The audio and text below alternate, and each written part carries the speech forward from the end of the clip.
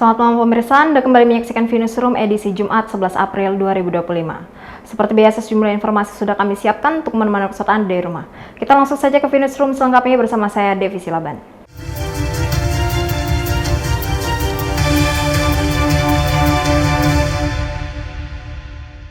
Pemerintah Provinsi Kepri telah mengalokasikan dana sebesar 1 miliar rupiah untuk penyusunan detail engineering design atau DED pembangunan flyover Kota Piring Tanjung Pinang. Untuk mengurai kemacetan di kawasan Simpang Kota Piring kilometer 7 Kota Tanjung Pinang, pemerintah Provinsi Kepulauan Riau tengah merancang pembangunan flyover atau jalan layang di kawasan tersebut. Gubernur Kepulauan Riau Ansar Ahmad mengatakan, pembangunan flyover di Simpang Kota Piring rencananya mulai dilaksanakan pada tahun 2026. Saat ini pihaknya tengah menyusun detail engineering design atau DED untuk proyek tersebut dengan mengalokasikan dana sebesar 1 miliar rupiah. Ansar menyampaikan untuk merealisasikan proyek flyover ini diperlukan koordinasi yang solid antara pemerintah Provinsi Kepri dan pemerintah Kota Tanjung Pinang. Pak, terkait flyover yang di Pinang. Ya, Batu Lapan kita udah komunikasi sama Pak Wali Kota. Ya, tahun depan insya Allah lah kita akan upayakan membangunnya. Tapi kita minta bantu Pak Wali Kota menyelesaikan pembebasan lahannya. Kemarin Pak Wali juga sudah menyanggupi ya. Dan insya Allah ke depan kita bangun lah. Karena itu memang sudah urgen. Flyover itu taksiran kita Anggarannya berapa Pak? DID-nya baru dibuat tahun ini. itu murni untuk APBD kita Pak. Ya, karena kalau infrastruktur agak susah sekarang kita. Untuk diketahui, anggaran pembangunan flyover Simpang Kota Piring ditaksir mencapai sebesar 120 miliar rupiah dari dana anggaran pendapatan dan belanja daerah atau APBD Kepri. Lucia Retnosari dari Tanjung Pinang melaporkan. Pemkot Tanjung Pinang menyiapkan anggaran sebesar 20 miliar rupiah untuk pembebasan lahan pembangunan flyover di Simpang Kota Piring Tanjung Pinang. Pembangunan flyover atau jalan layang di Simpang Kota Piring Tanjung Pinang akan terrealisasi pada tahun 2026 mendatang. Flyover tersebut menjadi salah satu program strategis pemerintah Provinsi Kepri dalam menata kawasan ibu kota Tanjung Pinang. Pembangunan flyover Simpang Kota Piring akan dibiayai melalui dana APBD Pemprov Kepri, sementara pembebasan lahannya akan ditanggung oleh Pemkot Tanjung Pinang. Kepala Dinas Komunikasi dan Informatika Kota Tanjung Pinang Teguh Susanto mengatakan saat ini Pemko masih menghitung anggaran yang dibutuhkan untuk melakukan pembebasan lahan tersebut. Dirinya memperkirakan untuk pembebasan lahan dari arah kilometer 7 menuju Simpang Melayu Kota Piring bakal menelan anggaran senilai 20 miliar rupiah. Untuk menghitung kembali mana yang lebih efektif dan efisien. Jadi kita bisa saja pembuatannya rencananya di sebelah kiri jalan DI Panjaitan atau di sebelah kanannya.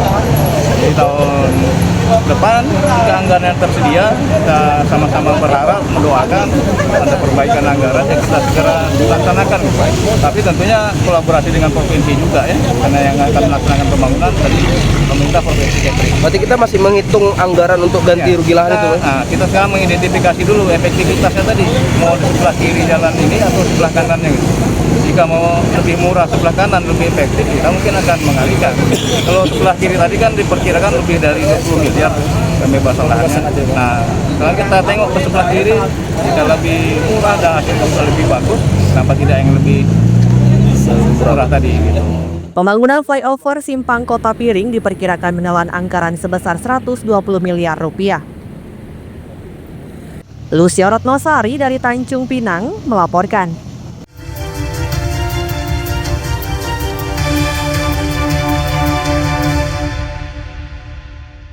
Terima kasih masih tetap bersama kami. Seorang siswa SMA di Tanjung Pinang diduga dikeroyok hingga babak belur oleh tim lawan saat bermain futsal. Berawal dari aksi saling senggol, seorang remaja 19 tahun dikeroyok hingga babak belur saat bermain futsal di lapangan futsal Engku Putri Kota Tanjung Pinang pada Rabu 9 April 2025 kemarin. Orang tua korban Rubiati mengungkapkan kronologis kejadian berawal saat anaknya bersama teman-teman perumahannya bermain futsal melawan tim futsal lainnya. Korban diduga bersenggolan dengan salah seorang pemain lawan ketika dalam perebutan bola, sehingga akhirnya terjadi cekcok mulut dan tiba-tiba korban dipukul secara beramai-ramai oleh tim lawan. Akibat kejadian ini, hidung bagian kanan korban koyak dan mengeluarkan darah. Selain itu, punggung korban juga mengalami lebam-lebam akibat terkena pukulan dan tendangan. Bilang disenggol. Wah, habis itu mereka tuh tak inilah, tak setuju. Terus royong lah, kan ada kirim fotonya kan? Oh, jadi awalnya anak ibu yang disenggol. Oh, terus jadi ujung-ujungnya anak ibu juga yang dikeroyok sama lawan ya. Ya. Oh, Habis itu sambung pula keluar lagi, pagar. Oh, berarti sampai keluar Ya. dah. Berarti itu anak ibu alami luka di bagian mana aja? Ini mukanya habis, Darah atau bengkak? hidungnya patah, hidungnya bengkak-bengkak, badannya memar-memar. Saya Kira-kira langsung lapor ke Kapolres. dia dipukul berapa orang bu kata? Oh banyak, 18 orang. 18 orang. Tak terima dengan kejadian yang menimpa anaknya, pihak keluarga korban langsung melaporkan kejadian pengeroyokan tersebut ke Polresta Tanjung Pinang. Lucia Retnosari dari Tanjung Pinang melaporkan. Polres Bintan pastikan kasus dugaan pemalsuan surat tanah yang melibatkan Kepala Dinas Kominfo Kepri terus berlanjut. Polres Bintan memastikan proses hukum terhadap kasus dugaan pemalsuan surat tanah dengan tersangka Kepala Diskominfo Provinsi Kepri Hasan dan 2 orang lainnya terus berlanjut. Kepala Seksi Humas Polres Bintan AKP Prasojo menyampaikan bahwa penyidik telah memenuhi petunjuk dari Kejaksaan Negeri Bintan terkait kasus tersebut. Selain itu, penyidik juga telah melakukan pemeriksaan saksi-saksi yang menjerat mantan pejabat wali kota Tanjung Pinang Hasan. Kita tetap akan memenuhi permintaan atau persyaratan yang diminta dari jaksa, dan kita sudah memeriksa saksi dan meminta bukti-bukti yang ada di Gubernur Riau. Berarti intinya tidak ada kendala yang kita hadapi sampai saat ini ya? Untuk sampai saat sekarang, untuk kendala kita tetap akan penuhi apa yang permintaan dari jaksa dan selalu dipenuhi oleh Satkersin Pos Bintan.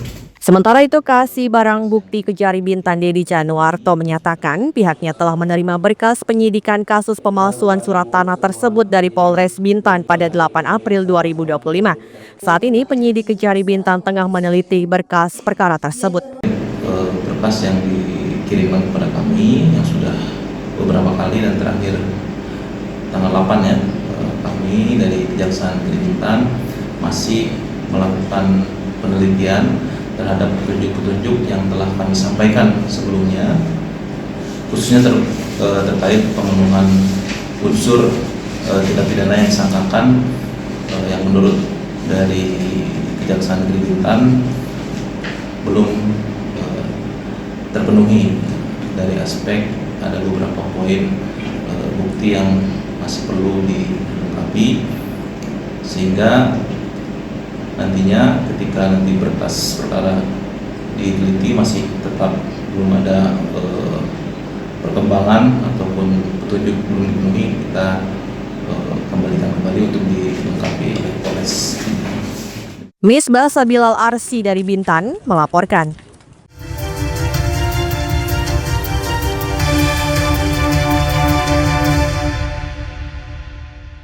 Terima kasih masih tetap bersama kami. Kebijakan tarif resiprokal Amerika Serikat dinilai berpengaruh terhadap barang ekspor sejumlah perusahaan, khususnya di Kabupaten Bintan. Presiden Amerika Serikat Donald Trump menerapkan tarif resiprokal atau tarif bea masuk barang kepada para mitra dagangnya. Kebijakan ini otomatis memicu berbagai reaksi dari berbagai negara dan langsung mengguncang pasar keuangan global. Indonesia juga tidak luput dari penerapan kebijakan tarif resiprokal sebesar 32% dari yang biasanya 10% per 9 April 2025. Khusus di Kabupaten Bintan, dampak dari tarif resiprokal tersebut bakal berpengaruh terhadap kegiatan ekspor karena akan mempengaruhi harga jual barang di tangan konsumen. Resiprokal yang ditetapkan pada saat ini oleh negara Amerika itu dampak yang dirasakan adalah nanti mungkin harga barang kita di negara tujuan akan dibeli oleh konsumen di Amerika sana itu lebih mahal dari tarif yang sudah biasa mereka tentukan. Contohnya biasa mereka tetapkan 10%, contoh ini ya, untuk 10% dengan penerapan tarif resiprokalnya nanti akan menjadi 32%, lebih mahal daripada harga yang sebelumnya. Nah itu tentunya akan berdampak kepada produsen dari kita atau eksportir kita adalah penurunan daripada ekspor seperti itu. Karena harga barang kita mungkin akan ada pembatasan dari pembeli yang ada di sana karena kita lebih mahal sebesar yang ditetapkan oleh mereka. Untuk diketahui terdapat sejumlah perusahaan yang melakukan ekspor dari Kabupaten Bintan, diantaranya PT Atom Power Bintan yang bergerak di bidang pembuatan solar cell hingga PT Esco yang bergerak di bidang peralatan kesehatan. Misbah Sabilal Arsi dari Bintan melaporkan. Pemerintah Kabupaten Bintan gelontarkan anggaran 275 juta untuk mendukung pelaksanaan Lomba Bintan Triathlon 2025. Ajang bertaraf internasional Bintan Triathlon yang kerap digelar di kawasan Lagoy Bay mendapat dukungan penuh dari pemerintah daerah Kabupaten Bintan. Tidak tanggung-tanggung, pemerintah Kabupaten Bintan telah menyediakan anggaran sekitar 275 juta rupiah untuk membantu mensukseskan gelaran lomba triathlon tersebut.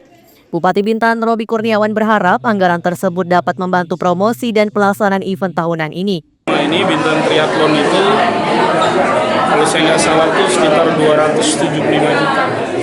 Itu untuk mendukung ya, seperti ada ya beberapa inilah dukungan penyelenggaraan. Setiap tahunnya sama kita anggarkan. Bintan Triathlon 2025 akan digelar pada bulan Oktober 2025 dengan target peserta sekitar 1.000 orang. Misbah Sabilal Arsi dari Bintan melaporkan. Jangan lupa follow Instagram dan TikTok VNewsClick untuk berita menarik lainnya.